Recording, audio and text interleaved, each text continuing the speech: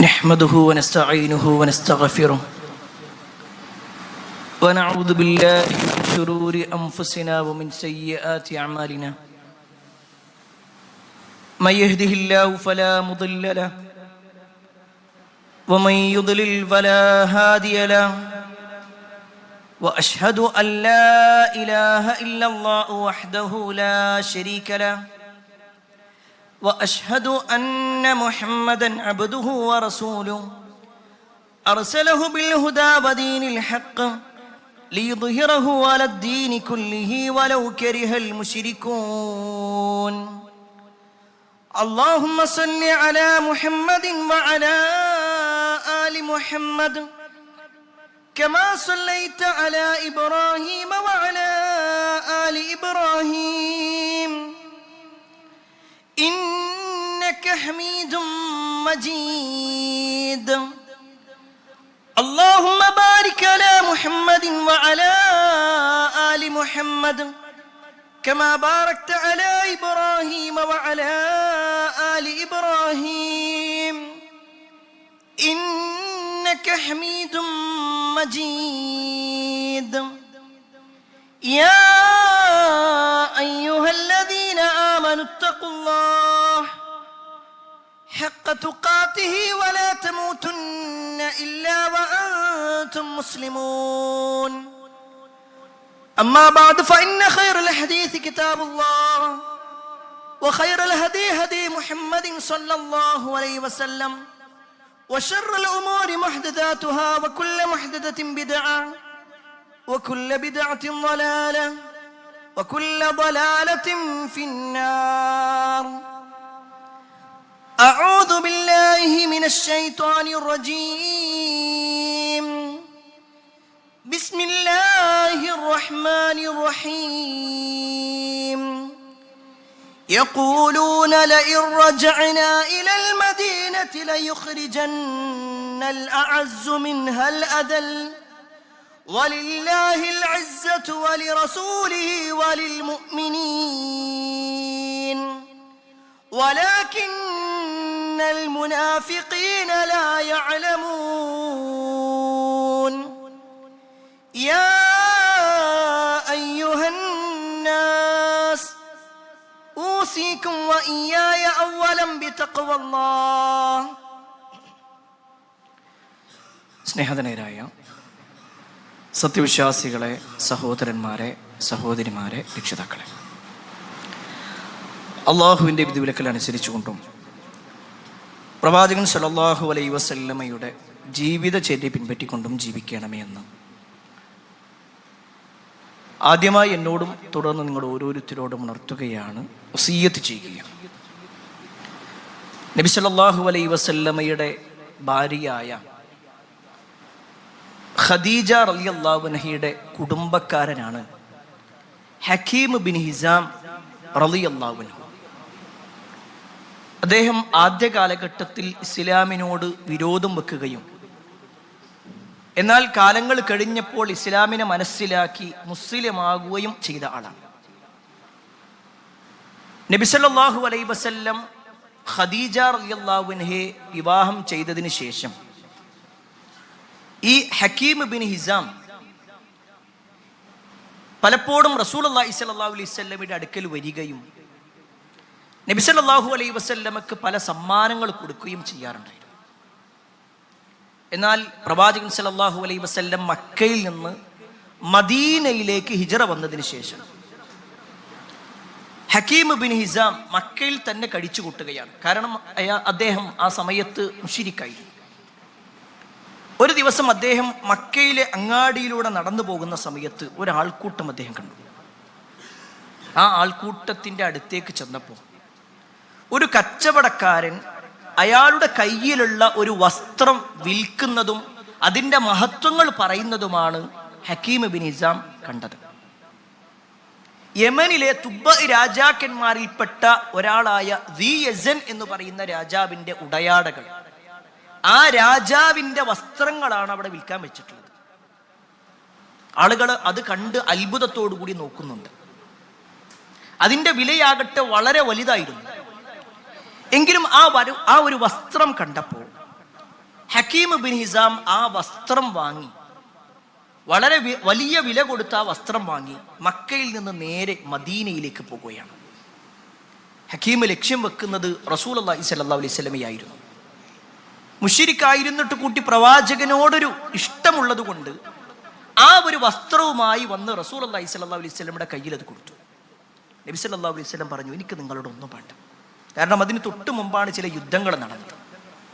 അതുകൊണ്ട് തന്നെ പ്രവാചകൻ സല്ലല്ലാഹു അലൈഹി വസല്ലം ആ ശത്രു വിഭാഗത്തിൽപ്പെട്ട ആളായതുകൊണ്ട് തന്നെ എനിക്കിത് വേണ്ട എന്ന് പറഞ്ഞു. എന്നാൽ ഹക്കീം ബിൻ ഹിസാം വല്ലാതെ നിർബന്ധിക്കുകയും റസൂലുള്ളാഹി സ്വല്ലല്ലാഹു അലൈഹി വസല്ലം പണം കൊടുത്തുകൊണ്ട്, അദ്ദേഹം പറഞ്ഞൊരു പണം കൊടുത്തുകൊണ്ട് അത് വാങ്ങുകയും ചെയ്തു. ഹക്കീം പറഞ്ഞു, നിങ്ങൾ ആ വസ്ത്രം ഒന്ന് ധരിച്ചു വരൂ, അതുകൂടി കണ്ടിട്ട് എനിക്ക് തിരിച്ചു പോകാനാണ്. റസൂലുള്ളാഹി സ്വല്ലല്ലാഹു അലൈഹി വസല്ലം ആ വസ്ത്രം ധരിച്ച് പുറത്തേക്ക് വരികയാണ്. ചരിത്രത്തിൽ കാണുവാൻ സാധിക്കും, ഹക്കീം ബിൻ ഹിസാം പറയാണ്, എൻ്റെ ജീവിതത്തിൽ അത്രയും സുന്ദരമായ ഒരു കാഴ്ച ഞാൻ കണ്ടിട്ടേയില്ല. അത്രയും സുന്ദരമായിരുന്നു റസൂലുള്ളാഹി സ്വല്ലല്ലാഹു അലൈഹി വസല്ലം ധരിച്ച ആ വസ്ത്രത്തിലൂടെ പ്രവാചകനെ കാണാൻ. നബി സല്ലല്ലാഹു അലൈഹി വസല്ലം കുറച്ചു നേരം ആ വസ്ത്രം ധരിച്ചു, പിന്നീട് വീണ്ടും തൻ്റെ സാധാരണ വസ്ത്രം ധരിച്ചു. ഈ വസ്ത്രം അഴിച്ചു വെച്ചു. അപ്പോഴാണ് നബി സല്ലല്ലാഹു അലൈഹി വസല്ലമയുടെ അടുക്കലേക്ക് നബി സല്ലല്ലാഹു അലൈഹി വസല്ലമയുടെ വളർത്തുമകനായിരുന്ന സെയ്ദ് റളിയല്ലാഹു അൻഹുവിന്റെ മകൻ ഉസാമത്ത് ഇബ്നു സെയ്ദ് അങ്ങോട്ട് കടന്നു വരുന്നത്. ഉസാമ എന്ന് പറഞ്ഞാൽ അദ്ദേഹത്തിന്റെ ഉമ്മയെ പോലെയായിരുന്നു. ഒരു കറുത്ത ശരീരമായിരുന്നു അദ്ദേഹത്തിന് ഉണ്ടായിരുന്നത്. കാണാൻ അത്രയൊന്നും സൗന്ദര്യമില്ലാതിരുന്ന ഒരു അവസ്ഥയാണ് അദ്ദേഹത്തിനുണ്ട്. ശാരീരികമായിട്ട് അങ്ങനെയായിരുന്നു. അദ്ദേഹത്തിന്റെ വാപ്പയാകട്ടെ ആദ്യ കാലഘട്ടത്തിൽ അടിമയാണ്. അതുകൊണ്ട് തന്നെ അടിമയായിട്ടുള്ള ആളെയാണ് കല്യാണം കഴിച്ചത്. പിന്നീട് ഉസാമയെയും അടിമയായി കൊണ്ടാണ് പലരും കണ്ടിരുന്നത്. എന്നാൽ ഉസാമത്ത് ഇബ്നു സെയ്ദ് അവിടെ വന്നപ്പോൾ അദ്ദേഹം നബി സല്ലല്ലാഹു അലൈഹി വസല്ലം മാറ്റി വെച്ചിട്ടുള്ള ആ വസ്ത്രം ഇങ്ങനെ നോക്കി. നബി സല്ലല്ലാഹു അലൈഹി വസല്ലമക്ക് മനസ്സിലായി അത് ഉസാമക്ക് ഒരു ആഗ്രഹമുണ്ട്. പ്രവാചകൻ സല്ലല്ലാഹു അലൈഹി വസല്ലം നേരെ ആ വസ്ത്രം എടുത്തുകൊണ്ട് ഉസാമക്ക് കൊടുത്തു. ചരിത്രത്തിൽ കാണുവാൻ സാധിക്കും, ഉസാമത്ത് ഇബ്നു സെയ്ദ് ആ തുബ്ബ രാജാവിന്റെ വസ്ത്രം ധരിച്ചു കൊണ്ടുവരികയാണ്. ഈ കാഴ്ച കാണുകയാണ് മുശ്രിക്കായിരുന്ന Hakeem bin Hizam. Hakeem bin Hizam അപ്പോഴും അവിടെയുണ്ട്. ആ വസ്ത്രം ധരിച്ചു വന്ന ഉസാമയെ കണ്ടുകൊണ്ട് ഹക്കീം ബിൻ ഹിസാം ചോദിക്കുകയാണ്, യാ ഉസാമ അതൽബിസു ഹല്ലത ദീ യസൻ? അല്ല ഉസാമ, ആ തുബ്ബ രാജാവായ ദീ യസന്റെ ഉടയാടകളാണോ നീ ധരിച്ചിട്ടുള്ളത്? അതിന് മാത്രം നിനക്കെന്ത് യോഗ്യതയാണുള്ളത്? ഇതാണ് ചോദ്യം. ആ സമയത്ത് ഉസാമത്ത് ഇബ്നു സെയ്ദ് റളിയല്ലാഹു അൻഹു പറഞ്ഞ ഒരു മറുപടി, ആ ഒരു മറുപടിയെ കുറിച്ച് പറയാനാണ് പ്രിയപ്പെട്ടവരെ ഈ ചരിത്രം ഇത്രയും വിശദീകരിച്ചത്. ഉസാമത്ത് ഇബ്നു സെയ്ദ് റളിയല്ലാഹു അൻഹു ഹക്കീം ഇബ്നു ഹിസാമിനോട് പറയാണ്, നഅം, അതെ, വല്ലാഹി ലഅന ഖൈറും മിൻ ദീ യസൻ വലി അബീ ഖൈറും മിൻ അബീ. അല്ലാഹുവാണ് സത്യം, നിങ്ങൾ പറഞ്ഞ യമനിലെ തുബ്ബ രാജാക്കന്മാരിൽപ്പെട്ട ദീ യസനില്ലേ, ആ ദീ യസനേക്കാൾ ഉത്തമനാണ് ഞാൻ. ആ ദീ യസന്റെ വാപ്പയില്ലേ, ആ വാപ്പയേക്കാൾ ഉത്തമനാണ് എന്റെ വാപ്പയായ സെയ്ദ്. ഈ ഒരു വാചകം ഉസാമത്ത് ഇബ്നു സെയ്ദ് പറഞ്ഞപ്പോ ഹക്കീം ഇബ്നു ഹിസാം ആകെ അത്ഭുതപ്പെട്ടു പോയി. ഹക്കീം ഇബ്നു ഹിസാം അവിടുന്ന് തിരിഞ്ഞു പോകുന്നുണ്ട്. പിന്നീട് വർഷങ്ങൾക്ക് ശേഷം അദ്ദേഹം ഇസ്ലാം സ്വീകരിക്കുന്നുണ്ട് റളിയല്ലാഹു അൻഹു. പ്രിയപ്പെട്ടവരെ, ഈ ഒരു ചരിത്രം ഓർമ്മപ്പെടുത്താനുള്ള കാരണം, ഒന്നുമല്ലാതിരുന്ന അടിമയായി ജീവിച്ച ഉസാമത്ത് ഇബ്നു സെയ്ദിന്റെ വാചകമാണ്, ഒരു രാജാവിനേക്കാൾ ഉത്തമനാണ് ഞാൻ. ആ രാജാവ് പാരമ്പര്യമായി നേടിയിട്ട് എന്തെല്ലാം ഉണ്ടോ അതിനേക്കാൾ ഉത്തമ സ്ഥാനം എനിക്കുണ്ട്. ഇത് എന്തുകൊണ്ടാ പറഞ്ഞത്? ഉസാമത്ത് ഇബ്നു സെയ്ദിന്റെ സൗന്ദര്യം വെച്ചുകൊണ്ടല്ല പറയുന്നത്. ഉസാമത്ത് ഇബ്നു സെയ്ദ് റളിയല്ലാഹു അൻഹു തന്റെ സമ്പത്തിന്റെ ആധിക്യം കാണിച്ചുകൊണ്ടല്ല പറയുന്നത് ഞാനാണ് ദീ യസൻ രാജാവിനേക്കാൾ ഉത്തമനെന്ന്. തറവാടിന്റെ മഹത്വം നോക്കിക്കൊണ്ടല്ല, മറിച്ച് അന മുസ്ലിം, അന മുസ്ലിം, ഞാൻ മുസ്ലിമാണ്. മുസ്ലിം എന്ന് പറഞ്ഞാൽ കേവലം ഒരു വാചകത്തിൽ മാത്രം ഒതുക്കുന്ന വാക്കല്ല, മറിച്ച് അത് ഇസ്സത്തുള്ള മുസ്ലിം ആകുക എന്നുള്ള ഒരു പ്രയോഗം കൂടിയാണ് ഉസാമത്ത് ഇബ്നു സെയ്ദ് റളിയല്ലാഹു അൻഹു നമ്മെ പഠിപ്പിക്കുന്നത്. പ്രിയപ്പെട്ടവരെ, ഈ ഒരു വാചകം ഇങ്ങനെ പറയുമ്പോൾ പോലും ഇന്നത്തെ മുസ്ലിം ഉമ്മത്തിനെ നമ്മൾ പരിശോധിച്ച് നോക്കിക്കഴിഞ്ഞാൽ ഒരു മുസ്ലിമാണെന്ന് അവകാശപ്പെടുന്നതും ഒരു മുസ്ലിമാണോ എന്ന് ചോദിക്കുമ്പോൾ അതിന് ഉത്തരം പറയുന്നതുമൊക്കെ എന്തോ ഒരു കുറ്റം ചെയ്തതുപോലെ, അല്ലെങ്കിൽ ഞാനൊന്നും അത്ര വലിയൊരു സ്ഥാനമൊന്നുമില്ല, മുസ്ലിം എന്നതിന്റെ എന്തെല്ലാം ഐഡന്റിറ്റി ഉണ്ടോ ആ ഐഡന്റിറ്റി മുഴുവൻ ഒഴിവാക്കാൻ മത്സരിച്ചു കൊണ്ടിരിക്കുന്നു ഈ ഉമ്മത്ത്. മുസ്ലിമിന്റെ ലക്ഷണങ്ങളായി, അവന്റെ ആസാറുകളായി, അവന്റെ ചിഹ്നങ്ങളായി എന്തെല്ലാം ഉണ്ടോ ആ ചിഹ്നങ്ങളെല്ലാം ഒഴിവാക്കുക. മുസ്ലിമിന്റെ ഐഡന്റിറ്റിയാണ് അവന്റെ താടി. കാരണം റസൂലുള്ളാഹി സ്വല്ലല്ലാഹു അലൈഹി വസല്ലമ പറഞ്ഞു, മുസ്ലിമിനെ സംബന്ധിച്ചിടത്തോളം അവന്റെ താടി വളർത്തണം. റസൂലുള്ളാഹി സ്വല്ലല്ലാഹു അലൈഹി വസല്ലം പറഞ്ഞ വാചകമാണ്. ആ ഐഡന്റിറ്റി ഇന്ന് വേണ്ട, അതൊരു മോശമാണ്. ആളുകൾ ഇങ്ങനെ പറയും, എന്താ തീവ്രവാദിയാണെന്ന് പറയുന്നത്. ഒരു താടി വെച്ച് കഴിഞ്ഞാൽ എല്ലാവരും പറയുന്നു തീവ്രവാദിയാണ്. എന്നാൽ ആ താടിയുടെ അറ്റത്ത് ഒരു റബ്ബർ ബാൻഡ് ഇട്ട് കഴിഞ്ഞാലോ അവിടെ പ്രശ്നമില്ല. അപ്പൊ സ്വാഭാവികമായിട്ടും അവരെന്താ, കുറച്ചൊരു മോഡേണ്, ഒരു സോഷ്യലാണ് അവൻ, കുറച്ചുകൂടി അവൻ വേറെ ഏതോ നാട്ടിലൊക്കെ ഉള്ള ഒരാളാണ്, കുറച്ചുകൂടി ആധുനികമായി ചിന്തിക്കുന്ന ഒരാളാണ്. സുബ്ഹാനല്ലാഹ്, ഒന്ന് ആലോചിച്ച് നോക്കി. ഇസ്ലാമിന്റെ എല്ലാ ഇസ്സത്തും എല്ലാ ചിഹ്നങ്ങളും മാറ്റിക്കൊണ്ടേയിരിക്കുന്നു. ഒരു മുസ്ലിം മറ്റൊരു മുസ്ലിമിനെ കാണുമ്പോൾ സലാം പറയണം. പക്ഷേ സലാം പറയുമ്പോൾ മറ്റുള്ളവരെന്ത് വിചാരിക്കും, അതുകൊണ്ട് തൽക്കാലം ഒരു ഹായ് ഒതുക്കാം. ചിന്തിക്കുന്നവരില്ലേ? മുസ്ലിം എന്ന പേര് അതൊരു പഴഞ്ചനാണ്. തൽക്കാലം ആ പേര് മറ്റൊരു മോഡേൺ ആയിട്ടുള്ള പേരുണ്ട്. പേരിലും രൂപത്തിലും വസ്ത്രത്തിലും എന്തെല്ലാം ഉണ്ടോ അതെല്ലാം ഒഴിവാക്കുന്നൊരവസ്ഥയിലേക്ക് ഈ ഉമ്മത്തിൽ കുറച്ച് ആളുകളെങ്കിലും, അല്ല ചിലരെങ്കിലും മാറിക്കൊണ്ടിരിക്കുന്നു എന്നതൊരു യാഥാർത്ഥ്യമാണ്. പ്രിയപ്പെട്ടവരെ, എന്താ അതിന്റെ പ്രശ്നം?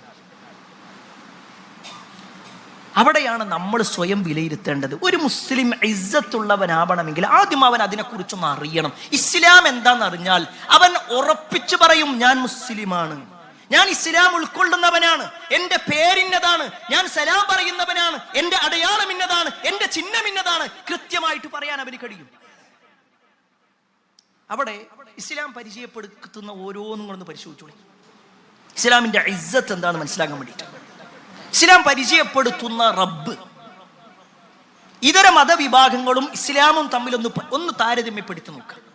അവിടെ നമുക്ക് മനസ്സിലാക്കാൻ പറ്റും, ഇസ്ലാം പരിചയപ്പെടുത്തുന്ന റബ്ബ് എന്ന് പറഞ്ഞാൽ ഏതെങ്കിലും ഒരു ദേശത്ത് മാത്രം പരിചയമുള്ള ഒരു റബ്ബല്ല. മറ്റു ഇതര സമുദായങ്ങളെ നോക്കിക്കഴിഞ്ഞാൽ ഒന്നുകിൽ ഈ നാട്ടിൽ ജീവിച്ച് മരിച്ചുപോയ ഒരാൾ, അതല്ലെങ്കിൽ സ്വന്തം കൈകൊണ്ടുണ്ടാക്കിയ ഒരു ബിംബം, ആ കൈകൊണ്ടുണ്ടാക്കിയ ആള് തന്നെ തന്റെ ആവശ്യങ്ങൾ അതിനോട് പറയുന്നു. എത്ര ദുർബലമായ വിശ്വാസം! അല്ലെങ്കിൽ കഴിഞ്ഞ കാലഘട്ടങ്ങളിൽ ജീവിച്ചു പോയ വ്യക്തി, ആ വ്യക്തിയെ തങ്ങളുടെ രക്ഷിതാവായി, തന്റെ റബ്ബായി, തന്റെ ഉടയോനായി കണ്ടുകൊണ്ടിരിക്കുന്ന ആളുകൾ നമ്മുടെ സമൂഹത്തിൽ കണ്ടുകൊണ്ടേയിരിക്കുന്നു. എന്നാൽ ഇസ്ലാം പരിചയപ്പെടുത്തുന്ന റബ്ബും ഏതെങ്കിലും ഒരു ദേശത്തിന്റെ, രാജ്യത്തിന്റെ, ഏതെങ്കിലും ഒരു സമുദായത്തിന്റെ റബ്ബല്ല, മറിച്ച് എല്ലാത്തിന്റെയും റബ്ബാണ്. എല്ലാത്തിന്റെയും റബ്ബ്, റബ്ബുൽ ആലമീൻ, സർവ്വലോകങ്ങളുടെയും രക്ഷിതാവ്. ഈ മനുഷ്യരുടെ മാത്രമല്ല, മുസ്ലിങ്ങളുടെ മാത്രം റബ്ബല്ല അല്ലാഹ്. ഈ ലോകത്ത് ആരെല്ലാം വന്നിട്ടുണ്ടോ, ആരെല്ലാം ജീവിച്ചിരിക്കുന്നുണ്ടോ, ആരെല്ലാം കഴിഞ്ഞുപോയ കാലഘട്ടങ്ങളിൽ ഉണ്ടായിട്ടുണ്ടോ, അവരുടെ എല്ലാം റബ്ബ്. അതുകൊണ്ടാണല്ലോ ഖുർആനിൽ അല്ലാഹു സുബ്ഹാനഹു തആല സൂറത്തുൽ ബഖറയിലെ ഒന്നാമത്തെ കൽപ്പന ഏതാണെന്നറിയോ? യാ അയ്യുഹന്നാസ് ഉഅ്ബുദൂ റബ്ബക്കുമുല്ലദീ ഖലഖക്കും വല്ലദീന മിൻ ഖബ്ലിക്കും ലഅല്ലക്കും തത്തഖൂൻ. യാ അയ്യുഹന്നാസ്, അല്ലയോ ജനങ്ങളെ. ജനങ്ങളെ എന്നാ വിളിക്കുന്നത്, മുസ്ലിങ്ങളെ എന്നല്ല. ഏതെങ്കിലും ഒരു വിഭാഗത്തെ, ഒരു സംഘടനയെ മാത്രമല്ല, മുസ്ലിം ആവട്ടെ മുസ്ലിം അല്ലാത്തവരാവട്ടെ എല്ലാവരെയും വിളിച്ചുകൊണ്ട് പറയാണ്, ജനങ്ങളെ ഉഅ്ബുദൂ റബ്ബക്കും, നിങ്ങൾ നിങ്ങളുടെ രക്ഷിതാവിനെ ആരാധിക്കണം. ആ രക്ഷിതാവിന്റെ പ്രത്യേകത എന്താ? ഒരു രക്ഷിതാവിനെ ആരാധിക്കണം എന്ന് പറഞ്ഞ അവിടെ നിർത്തിയിട്ടില്ല. അല്ലദീ ഖലഖക്കും വല്ലദീന മിൻ ഖബ്ലിക്കും, നിങ്ങളെയും നിങ്ങൾക്ക് മുമ്പ് കഴിഞ്ഞു പോയവരെയും സൃഷ്ടിച്ചവനാണ്. ആ വാചകത്തിലെല്ലാം വന്നു. ഈ ലോകത്ത് ആരെല്ലാം അള്ളാഹു അല്ലാത്തവരെ വിളിച്ചു പ്രാർത്ഥിക്കുന്നുണ്ടോ അവരൊക്കെ അള്ളാഹു സൃഷ്ടിച്ചവരാണ്. അള്ളാഹു സൃഷ്ടിച്ചവരാണ് അവരൊക്കെ. അല്ലദീ ഖലഖക്കും, നിങ്ങളെ സൃഷ്ടിച്ച, വല്ലദീന മിൻ ഖബലിക്കും, നിങ്ങൾക്ക് മുമ്പുണ്ടായിരുന്നവരെയും സൃഷ്ടിച്ചവൻ. ഏറ്റവും സുന്ദരമായൊരു വാചകം. ഒരിക്കലും വർഗീയതയില്ലാത്ത ഒരു പ്രയോഗമാണ് അള്ളാഹ് പറഞ്ഞത്. ഇസ്ലാം ഒരിക്കലും വർഗീയതക്ക് വിളിച്ചിട്ടില്ല, വർഗീയത പറഞ്ഞിട്ടില്ല, വർഗീയതക്ക് വേണ്ടി ക്ഷണിക്കാനും പാടില്ല. എന്നാൽ അവിടെ പറഞ്ഞതോ ഏറ്റവും സുന്ദരമായ വിശാലമായ അർത്ഥം. നിങ്ങളെ സൃഷ്ടിച്ചവൻ ആരാണോ അവനെ നിങ്ങൾ ആരാധിച്ചോ. നിങ്ങൾക്ക് മുമ്പുണ്ടായിരുന്ന ആളുകൾ, ആ മുമ്പുണ്ടായിരുന്ന ആളുകളിൽ ഈസാ നബി അലൈഹിസ്സലാം ഉണ്ട്, ആ മുമ്പുണ്ടായിരുന്ന ആളുകളിൽ മുഹമ്മദ് മുസ്തഫ സല്ലല്ലാഹു അലൈഹി വസല്ലമയുണ്ട്, ആ മുമ്പുണ്ടായിരുന്ന ആളുകളിൽ മൂസാ നബി അലൈഹിസ്സലാം ഉണ്ട്, ആ മുമ്പുണ്ടായിരുന്ന ആളുകളിൽ ഉസൈർ ഉണ്ട്, ആ മുമ്പുണ്ടായിരുന്ന ആളുകളിൽ ആരെല്ലാം ഈ ലോകത്ത് ആരാധിക്കുന്നവരായിട്ടുണ്ടോ അവരൊക്കെ ഈ ലോകത്ത് ജനിച്ചവരാണ്. ഇന്ന് ലോകത്ത് ആരെയൊക്കെ ആരാധിക്കുന്നുണ്ടോ അവരൊക്കെ ഈ ലോകത്ത് ജനിച്ചവരാണ്. ആ ജനിച്ചവരെ എല്ലാം സൃഷ്ടിച്ച റബ്ബിനെ നിങ്ങൾ ആരാധിച്ചു. ഇത്രയും നല്ല ഒരു വിശ്വാസം വേറെ എവിടെ നമുക്ക് കാണാൻ പറ്റും? ആ വിശ്വാസത്തിലെ ആ റബ്ബിനെ അംഗീകരിക്കുന്ന നമ്മൾ ആ വിശ്വാസം പൂർണ്ണമാക്കുന്നില്ല. അതുകൊണ്ടാണ് കഴിഞ്ഞ ദിവസങ്ങളിൽ നമ്മളൊക്കെ ചില വാർത്തകളും ചില വീഡിയോസ് ഒക്കെ കണ്ടു. ഈ മുസ്ലിം ഉമ്മത്തെന്ന് പറയുന്ന ആളുകളിൽ ചിലർ, മുസ്ലിം ഉമ്മത്തിന് ആ വിശ്വാസമൊന്നുമില്ല, ചില ആളുകളെങ്കിലും കേരളക്കരയിലെ കോഴിക്കോട് ജില്ലയിലുള്ള മടവൂരെന്ന് പറയുന്ന ഒരു പ്രദേശത്തുള്ള ഒരു മനുഷ്യൻ, കുറച്ചു കാലങ്ങൾക്ക് മുമ്പ് മരണപ്പെട്ടു പോയ ഒരു മനുഷ്യൻ, ആ മനുഷ്യന്റെ വിഷയത്തിൽ ആദ്യം അദ്ദേഹം വലിയാണെന്നാണ് പറഞ്ഞതെങ്കിൽ, അദ്ദേഹം അള്ളാഹുവിന്റെ സ്വന്തക്കാരനാണ് പറഞ്ഞതെങ്കിൽ, പിന്നീട് ഒരു 2-3 കൊല്ലങ്ങളായിട്ട് ഈ ലോകം നിയന്ത്രിക്കുന്നത് അദ്ദേഹമാണ്. ആ മനുഷ്യനാണ് ഈ ലോകം നിയന്ത്രിക്കുന്നത്. ആണിനെ പെണ്ണാക്കാനും പെണ്ണിനെ ആണാക്കാനും കുട്ടികളില്ലാത്തവർക്ക് കുട്ടികളെ കൊടുക്കാനും എല്ലാത്തിനും മരിച്ചവരെ ജീവിപ്പിക്കാൻ വരെ അയാൾക്ക് കഴിയും എന്ന വിശ്വാസമായിരുന്നുവെങ്കിൽ പറഞ്ഞു പറഞ്ഞു പറഞ്ഞ് പാടി പാടി പാടി ഇപ്പൊ ഏറ്റവും അവസാനത്തിൽ പറയുന്നത് ഞങ്ങളെ പടച്ചോൻ ആ കോഴിക്കോട് ജില്ലയിലുള്ള വ്യക്തിയാണ്. സുബ്ഹാനല്ലാഹ്, സുബ്ഹാനല്ലാഹ്. അങ്ങനത്തെ ഒരു അവസ്ഥയിലേക്ക് എത്തി ഈ മുസ്ലിം ഉമ്മത്തിലെ വളരെ തുച്ഛമായ ചില ആളുകൾ. അത്രേ ഉള്ളൂ. മുസ്ലിം ഉമ്മത്തിൽ ആ വിശ്വാസമൊന്നുമില്ല. അത് ഏതൊരാളോടും പറഞ്ഞാലും അവരാരും അത് വിശ്വസിക്കുന്നില്ല. പക്ഷേ ചില ആളുകളെങ്കിലും അങ്ങോട്ട് കൊണ്ടുപോകുന്നുണ്ട്. എന്തുകൊണ്ട് എന്ന് ചോദിച്ചാൽ അള്ളാഹുവിനെ കുറിച്ച് അറിയാത്തത് കൊണ്ട്. ഒരു മുസ്ലിം ഇസ്സത്തുള്ളവനാകുന്നത് തന്റെ റബ്ബ് അള്ളാഹുവാണെന്ന് പ്രഖ്യാപിക്കുന്നതിലൂടെയാണ്. ആ ഇസ്സത്ത് നമുക്കുണ്ടാവണം. രണ്ടാമത്തത് പ്രിയപ്പെട്ടവരെ, ഒരു മുസ്ലിമിന് ഇസ്സത്ത് ലഭിക്കുന്ന മറ്റൊരു കാര്യമാണ് അവന്റെ വേദഗ്രന്ഥമാകുന്ന ഖുർആനുമായി ബന്ധപ്പെട്ടുകൊണ്ട് ഒരു ഇസ്സത്ത് നമുക്കുണ്ടാവണം, ഒരു അഭിമാനബോധം ഉണ്ടാവണം. ഖുർആനിന്റെ വിഷയത്തിൽ ഒരു അഭിമാനബോധം നമുക്കുണ്ടാവണം. എന്താണ് ഖുർആനിന്റെ പ്രത്യേകത? നമ്മുടെ നാട്ടിൽ ഒരുപാട് വേദഗ്രന്ഥങ്ങൾ ഉണ്ടല്ലോ. പലരും അവരവരുടെ വേദഗ്രന്ഥങ്ങൾ അതാണ് ശരിയെന്ന് പറയുന്നുണ്ടല്ലോ. പിന്നെ എന്തുകൊണ്ട് മറ്റു വേദഗ്രന്ഥങ്ങളിൽ നിന്നും ഖുർആനിന് എന്താണ് സവിശേഷത? ഒരു മുസ്ലിം എന്ന നിലയ്ക്ക് നമ്മൾ മനസ്സിലാക്കിയാൽ ഒന്നാമത്തെ കാര്യം എന്താണെന്നറിയൂ? ഒന്നാമത്തെ കാര്യം, മറ്റു വേദഗ്രന്ഥങ്ങളൊന്നും തന്നെ സ്വയം ദൈവീകമാണ് എന്ന് അവകാശപ്പെട്ടിട്ടില്ല. സ്വയം ദൈവീകമാണ്, ഇത് പടച്ചോന്റെ അടുത്ത് നിന്നുള്ളതാണ്, റബ്ബിന്റെ അടുക്കൽ നിന്നുള്ളതാണെന്ന് ഖുർആൻ മാത്രമേ അവകാശപ്പെട്ടിട്ടുള്ളൂ. മറ്റു വേദഗ്രന്ഥങ്ങളൊക്കെ പരിശോധിച്ച് നോക്കിക്കഴിഞ്ഞാൽ ആരോ ഒരാൾ പറഞ്ഞു കൊടുത്തു, മറ്റുള്ളവർ രേഖപ്പെടുത്തി, അല്ലെങ്കിൽ അവര് മനസ്സിലാക്കിയത് ചില ചരിത്രങ്ങളായി അവർ രേഖപ്പെടുത്തി. കുറെ ആളുകൾ മീറ്റിംഗ് കൂടി പ്രത്യേക കോൺഫറൻസുകൾ ഉണ്ടാക്കി, എന്നിട്ട് അതിലൂടെ തീരുമാനിച്ചു ഇത് നമുക്ക് വേദഗ്രന്ഥമാക്കാം. അതുണ്ടായത്. എന്നാൽ വിശുദ്ധ ഖുർആനോ 23 കൊല്ലം കൊണ്ടാണ് ഖുർആൻ ഉണ്ടായത്. ഖുർആനിനെ അവതരിപ്പിക്കുന്നത് 23 കൊല്ലം കൊണ്ടാണ്. സ്വാഭാവികമായിട്ടും 23 കൊല്ലം കൊണ്ട് പല മാറ്റങ്ങളും വരാം, പല തിരുത്തലുകളും വരാം. ഒരാൾ പറഞ്ഞത് പിന്നെ 23 കൊല്ലം കഴിഞ്ഞാൽ മാറിപ്പറയാം, അബദ്ധങ്ങൾ സംഭവിക്കാം, മറന്നുപോയത് നേരെ പറഞ്ഞതിന് നേരെ വിപരീതമായി ചില വാക്കുകൾ പറയാം. എന്നാ നിങ്ങൾ ഖുർആൻ പരിശോധിച്ച് നോക്കി. ഖുർആനിന്റെ അത്ഭുതം എന്താ? 23 കൊല്ലം 23 വർഷം കൊണ്ടുണ്ടാക്കിയ 6000-ലധികം ആയത്തുകളുള്ള 114 അധ്യായങ്ങളുള്ള ഖുർആനിനെ ഒരിക്കലും ഒരു അബദ്ധവും നമുക്ക് കാണാൻ കഴിയില്ല. പല ആളുകളും പരിശ്രമങ്ങൾ വീഡിയോസ് ഉണ്ടാക്കിക്കൊണ്ട് പരിശ്രമിക്കുന്നുണ്ട് ഈ ഖുർആനിനെ നിന്ദിക്കാനും ഖുർആൻ അബദ്ധമാണെന്ന് പറയാനും. പക്ഷേ അവർക്കാർക്കും തന്നെ പ്രാമാണികമായിക്കൊണ്ട് വ്യക്തമായി ഖുർആനിനെ തിരുത്താനോ അല്ലെങ്കിൽ ഖുർആനിനെ മാറ്റം വരുത്താനോ ഖുർആൻ അബദ്ധമാണെന്ന് പറയാനോ ഖുർആൻ ദൈവികമല്ലെന്ന് പറയാനോ അവർക്ക് കഴിയൂല. അല്ലാഹു സുബ്ഹാനഹു വ തആല ഖുർആനിൽ നടത്തുന്ന ഒരു വെല്ലുവിളിയുണ്ട്. നിങ്ങൾ സത്യസന്ധരാണെങ്കിൽ നിങ്ങൾ ഖുർആനിനെ പോലുള്ളൊന്ന് കൊണ്ടുവരും. ഇനി അല്ല ഖുർആനിനെ പോലെ കൊണ്ടുവരാൻ കഴിയൂലെങ്കിൽ ഒരു 10 സൂറത്ത് നിങ്ങൾ കൊണ്ടുവരാൻ പറ്റുമോ? ഒരു സൂറത്ത് കൊണ്ടുവരാൻ പറ്റും, 10 ആയത്തെങ്കിലും അതെങ്കിലും നിങ്ങൾക്ക് കൊണ്ടുവരാൻ പറ്റും. എന്നിട്ട് അല്ലാഹു സുബ്ഹാനഹു വ തആല ചോദിക്കുന്നുണ്ട്, അഫലാ യതദബ്ബറൂനൽ ഖുർആൻ, അഫലാ യതദബ്ബറൂനൽ ഖുർആൻ, നിങ്ങൾ ഖുർആനിനെ കുറിച്ച് ചിന്തിക്കുന്നില്ലേ? വലൗ കാന മിൻ ഇൻദി ഗൈരില്ലാഹ് ലവജദൂ ഫീഹി ഇഖ്തിലാഫൻ കസീറാ, അത് അല്ലാഹുവിൽ നിന്നല്ലായിരുന്നുവെങ്കിൽ അതിൽ ഒട്ടേറെ വൈരുദ്ധ്യങ്ങൾ നിങ്ങൾക്ക് കാണാമായിരുന്നു. ഈ ഖുർആൻ ആർക്ക് അവതരിക്കണത്? എഴുത്തും വായനയും അറിയാതിരുന്ന മുഹമ്മദ് മുസ്തഫ സല്ലല്ലാഹു അലൈഹി വസല്ലം. നബി സല്ലല്ലാഹു അലൈഹി വസല്ലം ആദ്യമേ എല്ലാം പഠിച്ച ഒരാളാണെങ്കിൽ പറയാം, ആ പഠിപ്പിനനുസരിച്ചുകൊണ്ട് ചോദിച്ച് മനസ്സിലാക്കിയിട്ട് എഴുതി കൊണ്ടുവരാം. പക്ഷെ ഉമ്മിയായിരുന്നു പ്രവാചകൻ സല്ലല്ലാഹു അലൈഹി വസല്ലം, നിരക്ഷരനായിരുന്നു. അങ്ങനെയുള്ള പ്രവാചകൻ സല്ലല്ലാഹു അലൈഹി വസല്ലമയാണ് അത്ഭുതം പറയുന്നത്. അതിൽ ഏറ്റവും ലളിതമായിട്ടുള്ള ഒരു കാര്യം പറയാം. വിശുദ്ധ ഖുർആനിലെ സൂറത്ത് ഖിയാമ, ആ ഖിയാമയിലുള്ള ഒരു ആയത്താണ് ബലാ ഖാദിരീന അലാ അൻ നുസവ്വിയ ബനാന, നിങ്ങളുടെ വിരൽത്തലപ്പുകളെ പോലും നാം നിങ്ങൾക്ക് വ്യത്യസ്തമാക്കിയിരിക്കുന്നു. നമ്മുടെ വിരൽത്തലപ്പുണ്ടല്ലോ, എൻ്റെ ഈ വിരലടയാളമല്ല എൻ്റെ വീട്ടിലുള്ള ഒരാളുടെ, ഈ ഇരിക്കുന്ന ഓരോരുത്തർക്കും വ്യത്യസ്തമാണ്. ഇത് അല്ലാഹു സുബ്ഹാനഹു വ തആല 1400 കൊല്ലങ്ങൾക്ക് മുമ്പാ പറയുന്നത്. എൻ്റെ ഓർമ്മ ശരിയാണെങ്കിൽ 1700-കൾക്ക് ശേഷമാണ് ഈ ഒരു വിഷയത്തെക്കുറിച്ച് ചർച്ചയാകുന്നതും പിന്നീട് ഏതെങ്കിലും ഒരു കേസ് നടക്കുമ്പോൾ ഫോറൻസിക് വിഭാഗം എന്ന് പറയുന്ന ഒരു വിഭാഗം വരുന്നതും വിരലടയാള വിദഗ്ധന്മാർ വന്നുകൊണ്ട് പരിശോധിക്കുന്നതും എല്ലാവരുടെയും വിരലടയാളം വ്യത്യസ്തമായതുകൊണ്ട് തന്നെ പല ക്രൈം നടക്കുന്ന സമയത്ത് കുറ്റവാളികളെ തിരിച്ചറിയുന്നതുമൊക്കെ ഈ കഴിഞ്ഞ 100 വർഷങ്ങൾക്കുള്ളിലാണ്. 1400 വർഷങ്ങൾക്ക് മുമ്പ് ഖുർആൻ പറഞ്ഞു, നിങ്ങളുടെ വിരൽ തലപ്പുകൾ നാം നിങ്ങൾക്ക് വ്യത്യസ്തമാക്കി. ഖുർആനിൽ ഇതിലേറെ അത്ഭുതേതാ? ഇങ്ങനെ എത്രയെത്ര ശാസ്ത്രീയപരമായ കാര്യങ്ങൾ, മാനവികമായ കാര്യങ്ങൾ, ചരിത്രപരമായ കാര്യങ്ങൾ, നിയമപരമായ കാര്യങ്ങൾ എല്ലാം ഖുർആൻ.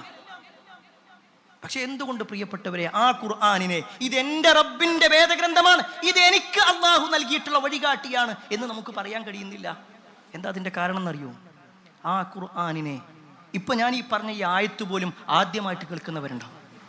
ഞാൻ നിങ്ങളെ കുറ്റപ്പെടുത്താനല്ല കേട്ടോ പറയുന്നത്, കുറ്റപ്പെടുത്താൻ വേണ്ടി പറയല്ല. എത്രയോ കാലമായി ഇത് ചർച്ച ചെയ്യപ്പെടുന്നുണ്ട്. പക്ഷേ ഖുർആനിനെ കുറിച്ച് നമ്മൾ പഠിച്ചിട്ടില്ല, ഖുർആനിൻ്റെ ആശയങ്ങൾ നമ്മൾ മനസ്സിലാക്കിയിട്ടില്ല. അത് തന്നെയാണ് പ്രിയപ്പെട്ടവരെ നമുക്ക് മുസ്ലിമാണെന്ന് പറയുമ്പോൾ ഇസ്സത്ത് കുറവായിട്ട് തോന്നുന്നത്. എന്നാൽ ഇത് കൃത്യമായി അറിയുന്ന ഒരാളെ സംബന്ധിച്ചിടത്തോളം ഓരോ ആയത്തുകൾ വായിക്കുമ്പോഴും ഞാനുണ്ടല്ലോ ആ ഖുർആനിൻ്റെ ആളാണ്, ആ ഖുർആൻ പറയുന്ന കാര്യങ്ങൾ അംഗീകരിക്കുന്ന ആളാണ് എന്ന് പറയുന്ന ഒരവസ്ഥയിലേക്ക് എത്തും. അതുപോലെ തന്നെ ഒരു മുസ്ലിമിനെ സംബന്ധിച്ചിടത്തോളം അവന്റെ പ്രവാചകനിൽ അഭിമാനബോധമുള്ളവരാണ്. അള്ളാഹുവിലുണ്ട്, ഖുർആനിലുണ്ട്, പ്രവാചകനിലുണ്ട്. റസൂലുള്ളാഹി സ്വല്ലല്ലാഹു അലൈഹി വസല്ലമയുടെ വിഷയത്തിൽ ഒരു അഭിമാനം ഉണ്ടാവും. ഒരൊറ്റ ചരിത്രം ആ വിഷയത്തിൽ പറയാം. റസൂലുള്ളാഹി സ്വല്ലല്ലാഹു അലൈഹി വസല്ലമയുടെ ജീവിതത്തിലെ ഒരു യുദ്ധമായിരുന്നു ഗസ്വത്ത് ബനിൽ മുസ്തലഖ് യുദ്ധം. ഈ ബനിൽ മുസ്തലഖ് യുദ്ധം കഴിഞ്ഞിട്ട് നബി സല്ലല്ലാഹു അലൈഹി വസല്ലമയും സ്വഹാബത്തും വരികയാണ്. ആ വരുന്ന സമയത്ത് മുഹാജിറുകളും അൻസാറുകളും, സഹാബിമാരിലെ 2 വിഭാഗമാണ് മുഹാജിർ അൻസാർ. അതിലെ മുഹാജിറുകളിൽപ്പെട്ട ഒരു സഹാബി അൻസാറുകളിൽപ്പെട്ട ഒരാളോട് ചെറിയൊരു തർക്കമുണ്ടാകുകയും ദേഷ്യത്തിന്റെ പേരിൽ ഒരടി അടിക്കുകയും ചെയ്തു. അവരുടെ അടുക്കൽ പാടില്ലാത്തതായിരുന്നു, പക്ഷേ മാനുഷികമായി കൊണ്ട് സംഭവിച്ചു. അൻസാരികളാവട്ടെ മദീനക്കാരാണ്. മുഹാജിറുകൾ എന്ന് പറഞ്ഞാൽ മക്കയിൽ നിന്ന് മദീനയിലേക്ക് ഹിജറ വന്ന ആളുകളും. ഈ ഒരു വാർത്ത, ഈ ഒരു സംഭവം കത്തിക്കാൻ വേണ്ടി തീരുമാനിച്ചു. ഇസ്ലാമിന്റെ പേരിൽ പ്രവർത്തിക്കുന്ന നബി സല്ലല്ലാഹു അലൈഹി വസല്ലമയുടെ കൂടെ ഉണ്ടായിരുന്ന മുനാഫിക്കുകളായ ആളുകൾ, കപടന്മാരായ ആളുകൾ, അവരിതിങ്ങനെ പറയാൻ തുടങ്ങി. നമ്മുടെ നാട്ടിൽ വന്നിട്ട് നമ്മളെ ഒരാളെ തല്ലി, ഇവരെ വെറുതെ വിടാൻ പാടില്ല. എന്നിട്ട് ഈ മുനാഫിക്കുകളുടെ നേതാവായിരുന്ന അബ്ദുല്ലാഹിബ്നു ഉബയ്യിബ്നു സുലൂൽ എന്ന് പറയുന്ന വ്യക്തി പറയുന്ന ഒരു വാചകമുണ്ട്. അത് അല്ലാഹു സുബ്ഹാനഹു വ തആല പിന്നെ ഖുർആനിലൂടെ പറയുന്നുണ്ട്. അയാൾ പറയാണ്, ലഖൂനൂന ലഇർ റജഅനാ ഇലൽ മദീന ലയുഖ്രിജന്നൽ അഅസ്സു മിൻഹൽ അദൽ. നമ്മൾ മദീനത്ത് കൊണ്ട് എത്തിക്കഴിഞ്ഞാലുണ്ടല്ലോ, ഇസ്സത്തുള്ള ആളുകൾ, ആ നിന്ദരായ ആളുകൾ അവിടുന്ന് പുറത്താക്കും. ഇവിടെ അബ്ദുല്ലാഹിബിന് ഉബയ്യിബിന് സുലൂല് പറയുന്ന ഇസ്സത്തുള്ളവെന്ന് പറഞ്ഞാൽ അയാളാണ്. നിന്ദൻ എന്ന് പറഞ്ഞാലോ റസൂലുള്ളാഹി സ്വല്ലല്ലാഹു അലൈഹി വസല്ലം. അപ്പൊ ഞാൻ അവിടെ മദീനത്തെത്തിക്കഴിഞ്ഞാൽ മുഹമ്മദിനെയും കൂട്ടരെ അവിടുന്ന് പുറത്താക്കും. ഇതാണ് അബ്ദുല്ലാഹിബിന് ഉബയ്യിബിന് സുലൂൽ എന്ന് പറയുന്ന കപടന്മാരുടെ, മുനാഫിക്കുകളുടെ നേതാവിന്റെ വാക്ക്. ഇതയാൾ പറഞ്ഞു. ചില ആളുകളൊക്കെ അത് കേട്ടു. റസൂലുള്ളാഹി സ്വല്ലല്ലാഹു അലൈഹി വസല്ലമയുടെ ചെവിയിലും ആ വാർത്ത വന്നു. നബി സല്ലല്ലാഹു അലൈഹി വസല്ലമക്ക് വളരെ സങ്കടമായി. കാരണം തന്നെ കുറിച്ചാ പറയണത്. നബി സല്ലല്ലാഹു അലൈഹി വസല്ലമയെ പുറത്താക്കുമല്ലേ എന്നുള്ളത് വേറെ വിഷയം. പക്ഷെ എന്നാലും ഒരാൾ അങ്ങനെ പറയാ എന്നുള്ളത്, തൻ്റെ കൂട്ടത്തിൽ ആണ് എന്ന് അവകാശപ്പെടുകയും ഞാൻ ആ പ്രവാചകനെ പുറത്താക്കുമെന്ന് പറയുകയും ചെയ്യുമ്പോൾ ഉണ്ടാകുന്നൊരു വിഷമമുണ്ടല്ലോ. റസൂലുള്ളാഹി സ്വല്ലല്ലാഹു അലൈഹി വസല്ലമക്ക് ആ വിഷമമുണ്ടായി. ചരിത്രത്തിൽ കാണുവാൻ സാധിക്കും. നബി സല്ലല്ലാഹു അലൈഹി വസല്ലം സങ്കടപ്പെട്ടുകൊണ്ട് ഇങ്ങനെ വരിക. ഇത് ഈ അബ്ദുല്ലാഹിബിന് ഉബയ്യിബിന് സുലൂലിന്റെ മകനായ അബ്ദുല്ലാഹിബിന് അബ്ദില്ല എന്ന അദ്ദേഹത്തിന്റെ മുഴുവൻ പേര്. ആ മകനായ അബ്ദുള്ള നബി സല്ലല്ലാഹു അലൈഹി വസല്ലമയെ നോക്കിയപ്പോൾ മനസ്സിലായി നബിക്ക് നല്ല സങ്കടം വന്നിട്ടുണ്ട്. മദീന എത്താനെത്തിയ സമയം അവരിങ്ങനെ യാത്ര കഴിഞ്ഞ് വരികയാണ്. മദീന അടുത്തുനിന്ന് കണ്ടതും ഈ മകനായ അബ്ദുള്ള നേരെ മദീനയുടെ കവാടത്തിന്റെ ഭാഗത്ത് അവിടെ പോയി നിന്നു. തൻ്റെ കയ്യിലുള്ള വാള് ഊരി, എന്നിട്ടിങ്ങനെ കാത്തു നിൽക്കണം. ആരെയോ കാത്തു നിൽക്കണം. ചരിത്രത്തിൽ കാണുവാൻ സാധിക്കും. ഓരോരുത്തരും പോകുന്നത് ഇങ്ങനെ അബ്ദുള്ള ഇങ്ങനെ നോക്കിക്കൊണ്ടേയിരുന്നു. തൻ്റെ വാപ്പ അടുത്തെത്തിയപ്പോ വാപ്പാന്റെ നേരെ ആ വാള് ചൂണ്ടിക്കൊണ്ട് പറയാണ്, വല്ലാഹി, അല്ലാഹുവാണ് സത്യം, ലാ തുദ്ഖുലുൽ മലായികതി അബദൻ, ഒരിക്കലും നിങ്ങളെ ഈ മദീനയിലേക്ക് ഞാൻ പ്രവേശിക്കൂല. നിങ്ങൾ പറയണം നിങ്ങളാണ് നിന്യൻ, അല്ലാഹുവിന്റെ റസൂൽ ഇസ്സത്തുള്ളവനാണെന്ന് പറയാതെ നിങ്ങളെ ഞാൻ ഈ മദീനയിലേക്ക് കയറ്റൂല. നിങ്ങളുടെ തല ഞാൻ ഉറക്കും. സ്വന്തം വാപ്പാനോടാ പറയണത്. എന്തുകൊണ്ടെന്നറിയോ? സ്വന്തം വാപ്പയെക്കാളും ഒരു മുസ്ലിം ഇസ്സത്ത് കാണുന്നത്, സ്വന്തം വാപ്പയേക്കാൾ ഒരു മുസ്ലിം ഇഷ്ടപ്പെടുന്നത്, ഉമ്മയേക്കാൾ ഇഷ്ടപ്പെടുന്നത് മുഹമ്മദ് മുസ്തഫ സല്ലല്ലാഹു അലൈഹി വസല്ലമയെ ആയതുകൊണ്ടാണ്. അവിടുന്ന് ആ വാപ്പ പറഞ്ഞു, പറയേണ്ടി വന്നു, ഞാൻ തന്നെയാണ് നിന്യൻ. നബി സല്ലല്ലാഹു അലൈഹി വസല്ലം ഇസ്സത്തുള്ളവരാണ്. പ്രിയപ്പെട്ടവരെ, ഈ ഒരു വാചകം വൈകാരികമായിട്ട് പറയാനോ കേൾക്കാനോ അല്ല, മറിച്ച് നമ്മളിങ്ങനെ മൊബൈലിൽ ഫേസ്ബുക്കിൽ ഇങ്ങനെ സ്ക്രോൾ ചെയ്ത് പോകുന്ന സമയത്ത് ചില വീഡിയോസ് കാണുന്നുണ്ട്. നബി സല്ലല്ലാഹു അലൈഹി വസല്ലമയെ ആഭാസകനായി ചിത്രീകരിക്കുന്ന, നബി സല്ലല്ലാഹു അലൈഹി വസല്ലമയെ കള്ളനായി ചിത്രീകരിക്കുന്ന, പ്രവാചകൻ സല്ലല്ലാഹു അലൈഹി വസല്ലം തീവ്രവാദത്തിന്റെ ഏജന്റാണെന്ന് പറയുന്ന എത്രയെത്ര വാക്കുകൾ. അത് കേൾക്കുമ്പോൾ നമ്മൾ ഇങ്ങനെ സ്ക്രോൾ ചെയ്ത് പോകും, ഓര് പറയട്ടെ എന്നാ. പ്രിയപ്പെട്ടവരെ, ആ പറയുന്ന ആളുകളുടെ കൈവെട്ടാനോ കാലുവെട്ടാനോ അല്ല പറയുന്നത്. പക്ഷേ മിനിമം നിങ്ങൾ പറയുന്നത് തെറ്റാണ് സുഹൃത്തെ എന്ന് അയാളോടൊന്ന് വ്യക്തിപരമായിട്ടൊന്ന് പറയാനെങ്കിലും നമ്മൾ റെഡിയാവണ്ടേ? എത്രയെത്ര ആളുകൾ അതിനുവേണ്ടി മൈക്ക് കെട്ടുന്നുണ്ട്, എത്രയെത്ര ആളുകൾ അതിനുവേണ്ടി മാത്രം യൂട്യൂബ് ചാനലുകൾ തുറക്കുന്നുണ്ട്. പക്ഷേ നമ്മളതിന് റീച്ച് കൊടുക്കുക എന്നുള്ളതല്ല. മിനിമം ആ വിഷയത്തെക്കുറിച്ച് പറയുമ്പോൾ അതിൻ്റെ സത്യാവസ്ഥ എന്താണെന്ന് അറിയാനെങ്കിലും നമ്മൾ റസൂലുള്ളാഹി സ്വല്ലല്ലാഹു അലൈഹി വസല്ലമയുടെ ജീവിതം പഠിക്കണ്ടേ? ആ റസൂലുള്ളാഹി സ്വല്ലല്ലാഹു അലൈഹി വസല്ലമയുടെ ജീവിതത്തെക്കുറിച്ച് എത്ര കാര്യം നമുക്കറിയാം.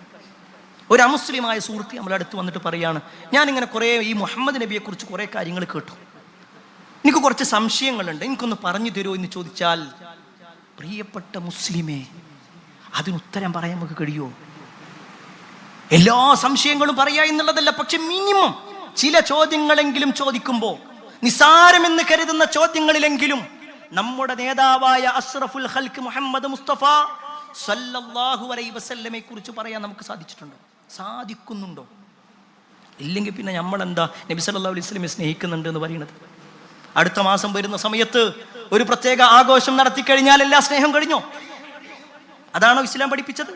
ആ റസൂലുള്ളാഹി സ്വല്ലല്ലാഹു അലൈഹി വസല്ലമയെ കുറിച്ച് കൃത്യമായ അറിവും ആ നബി സല്ലല്ലാഹു അലൈഹി വസല്ലമയെ കുറിച്ച് അഭിമാനബോധവും ഉള്ളവനാവണം മുസ്ലിം. അതേപോലെ തന്നെ പ്രിയപ്പെട്ടവരെ, ഈ മതത്തിന്റെ വിഷയത്തിൽ, ഈ മതത്തിന്റെ കാര്യത്തിൽ, ഇസ്ലാമിന്റെ കാര്യത്തിൽ ഒരു അഭിമാനബോധം ഉണ്ടാവണം. ഈ ദീനിന്റെ കാര്യത്തിൽ നമുക്കൊരു അഭിമാനബോധം ഉണ്ടാവണം. ഞാനിതിൽ പെട്ടുപോയല്ലോ എന്നല്ല. ചില ആളുകളൊക്കെ ചില തിന്മകൾക്ക് വിളിക്കുമ്പോൾ എനിക്കതൊന്നും പറ്റൂല, ഞാനിപ്പോ ഇതിന്റെ ആളല്ലേ, ഞാൻ മുസ്ലിമായി പോയില്ലേ, നിരാശയുടെ വാക്ക്. ഞാനൊരു മുസ്ലിമാണ്, അതുകൊണ്ട് ഞാനത് ചെയ്യൂല, ഞാനത് പറയൂല, ഞാൻ അതിൽ ഇടപെടൂല, ആ സദസ്സിൽ ഞാൻ ഉണ്ടാവൂല എന്ന് പറയേണ്ട ആള് നിരാശയോടെ പറയണത് എനിക്കതൊന്നും പറ്റൂലല്ലോ, എനിക്കതൊന്നും പറ്റാത്തോണ്ട. ഒരു നിരാശയുടെ വാക്ക് പ്രിയപ്പെട്ടവരെ വിശ്വാസി പറയൂല. അവിടെയാണ് മഹാനായ ഉമർ ബിൻ ഖത്താബ് റളിയല്ലാഹു അൻഹുവിന്റെ ചരിത്രം നമ്മൾ അറിയേണ്ടത്. ഉമർ ബിൻ ഖത്താബ് റളിയല്ലാഹു അൻഹുവിന്റെ കാലത്ത് ബൈത്തുൽ മുഖദ്ദസ് തിരിച്ചു പിടിക്കേണ്ട ഒരു അവസ്ഥ ഉണ്ടായി. അതായത് ഇന്നത്തെ ഫലസ്തീനിലുള്ള മസ്ജിദുൽ അഖ്സ അതന്ന് ക്രൈസ്തവരായ ആളുകളുടെ കയ്യിലായി. പിന്നീട് ഉമർ ബിൻ ഖത്താബ് റളിയല്ലാഹു അൻഹുവിന്റെ കാലത്ത് അത് മുസ്ലിമീങ്ങൾക്ക് തരാൻ അവർ സന്നദ്ധരായി. ഒരു രക്തരൂക്ഷിത വിപ്ലവമൊന്നും നടന്നിട്ടില്ല. അവരൊറ്റ ഡിമാൻഡേ പറഞ്ഞുള്ളൂ, ഉമർ ബിൻ ഖത്താബ് റളിയല്ലാഹു അൻഹു ഇവിടെ വരണം, സിറിയയിൽ വരണം. അന്ന് അവരുടെ രാജാക്കന്മാരുടെ സ്ഥലം അവിടെയായിരുന്നു, അവിടേക്ക് വരണം. അദ്ദേഹത്തിന്റെ കൈകളിലാണ് അതിന്റെ കാര്യങ്ങൾ കൊടുക്കുക. അദ്ദേഹം വന്ന് ഒപ്പിടണം. അന്ന് സിറിയയിൽ വേറെ പല സ്വഹാബിമാരുണ്ടായിരുന്നു, പ്രത്യേകിച്ച് അബു ഉബൈദ ആമിർ ബിൻ ജറാഹ് റളിയല്ലാഹു അൻഹു ഉണ്ട്. അദ്ദേഹം കത്തയച്ചു. അങ്ങനെ ഉമർ ബിൻ ഖത്താബ് റളിയല്ലാഹു അൻഹു വരികയാണ്. ഉമർ റളിയല്ലാഹു അൻഹുവിന്റെ കൂടെ ഒരു അടിമയായ അല്ലെങ്കിൽ ഒരു വൃത്യനുണ്ടായിരുന്നു. ഉമർ റളിയല്ലാഹു അൻഹു വരുന്നതാകട്ടെ ഒരു കഴുതപ്പുറത്ത് അല്ലെങ്കിൽ ഒട്ടപ്പുറത്ത്. ചരിത്രത്തിൽ കാണാൻ പറ്റും, അന്നത്തെ മുസ്ലിം ഭരണാധികാരിയാണ് ഉമർ ബിൻ ഖത്താബ് റളിയല്ലാഹു അൻഹു. അന്നത്തെ ഒട്ടുമിക്ക രാജ്യങ്ങളുടെയും അധിപനാണ്. ആ എത്രയോ സാമ്രാജ്യങ്ങളുടെ അധിപനായതുകൊണ്ട് തന്നെ അദ്ദേഹത്തിന്റെ വരവ് കാത്തു നിൽക്കുന്നു സിറിയക്കാരായ ആളുകൾ. ആ സമയത്താണ് ഒരു ഒട്ടകത്തിന്റെ മുകളിൽ ഉമർ ബിൻ ഖത്താബ് റളിയല്ലാഹു അൻഹു ഇങ്ങനെ വരുന്നേ. ചരിത്രത്തിൽ കാണാൻ പറ്റും, അദ്ദേഹം വരുന്ന ഭാഗത്ത് കുറച്ച് വെള്ളക്കെട്ടുണ്ടായിരുന്നു, ഒരു ചളിക്കെട്ട്. ആ സമയത്ത് ഉമർ റളിയല്ലാഹു അൻഹു തൻ്റെ ഒട്ടകത്തിന്റെ അല്ലെങ്കിൽ തൻ്റെ വാഹനത്തിന്റെ പുറത്തുനിന്ന് ഇറങ്ങി തൻ്റെ ചെരിപ്പ് ഊരിയിട്ട് തൻ്റെ കക്ഷത്ത് ഇങ്ങനെ വെച്ചു.